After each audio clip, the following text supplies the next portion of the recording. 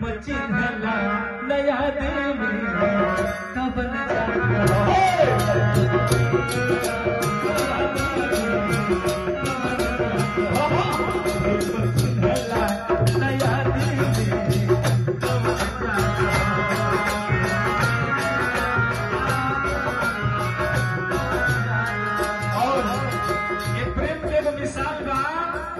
यहाँ सब शपथ ले ले बने कि एहू साल में ऐसे ही प्रेम बरकरार रहो, जन्म जन्म तक ही प्रेम बरकरार रहो। मोहन जी, अगर न मिलते इस जीवन में लेंगे जन्म दोबारा, अगर न मिलते इस जीवन में लेंगे जन्म दोबारा, जन्म जन्म का साथ है हमारा तुम्हारा, जन्म जन्म का साथ है हमारा तुम्हारा तुम्हारा।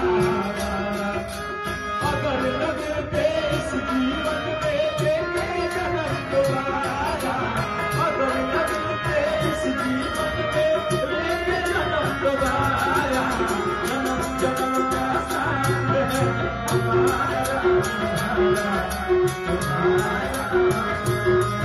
ओ जन्म जन्म का साथ है हमारा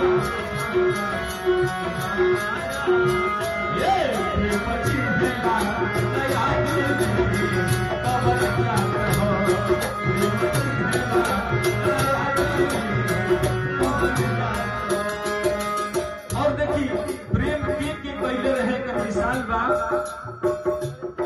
प्रेम सबरी के प्रभु जी से साचे रहे, उहे फेंके पहिर जवन काचे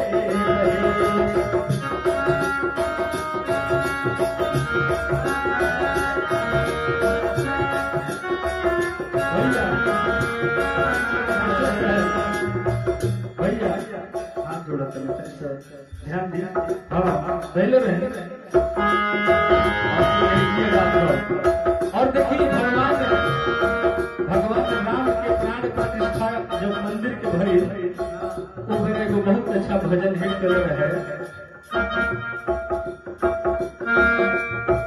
जरा तेरी ठहरेगा जरा तेरी ठहरेगा तमन्ना यही है, अभी हम जी भर के देखा नहीं है, अभी हम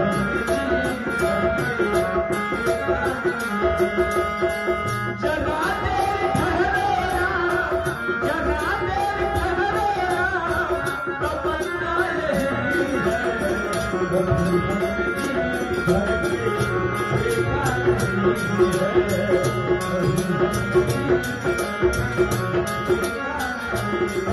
और भैया सवरी की ना जानो कि पहली बार सीखत नहीं तो झूठ हो जाए ना जी, प्रेम में आधा रहे। प्रेम सबरी के प्रभु जी से साचे रहे, उहे फेंके पहिर जवन काचे रहे,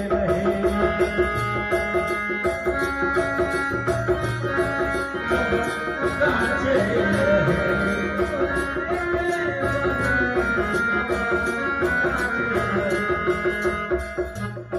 प्रेम पूजा के पहिला सौगात हो, पूजा के पहिला सौगात हो, प्रेम ना चिन्ह के निरई,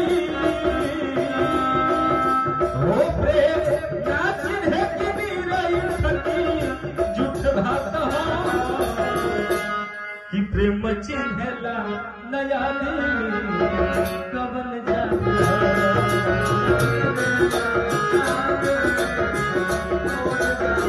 ये प्रेम चिन्हला नया देवी कवन जाता।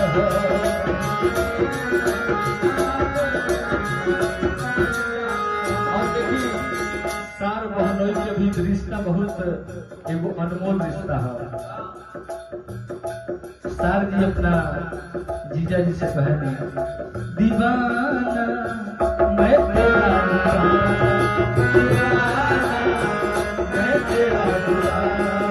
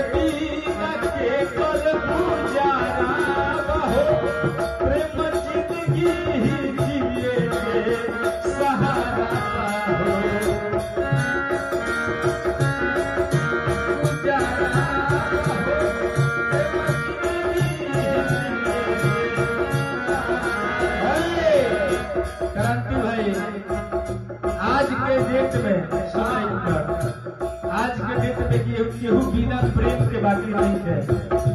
चाहे यह के बुजुर्ग हो गए बनी तो इहू के प्रेम करता नहीं, हमू करता नहीं, एगो छोटू नहीं को प्रेम करता। हर आदमी प्रेम से ही परे बा, अगर प्रेम नहीं थे तो वस्तु नहीं थे। जैसे मान ली केहू के गाना बजाना से प्रेम बा, मानो केहू के सवेरे सवेरे पेपर पढ़ाने से प्रेम बा, केहू के सवेरे सवेरे ललका चाय पीने से प्रेम बा, केहू के बिहार में बंद बा ओहू से प्रेम बा। मानो प्रेम हर आदमी के प्रेम बा, लेकिन हम कहने की मोबाइल से इतना प्रेम बा कि हर इंसान मोबाइल पॉकेट में रखता है 24 घंटा सुतहू के बेरा कि प्रेम के बिना के कर गुजारा हो, प्रेम जिंदगी ही जिए के सहारा हो। तब प्रेम पूजा के पहिला हरि सौगात हो कि प्रेम नाचिन है कि निरई हो, प्रेम नाचिन है कि निरई ठगी अरे झूठा घात हो। और चल तब प्रेम चिन्ह का नया दिन कवन जात हो।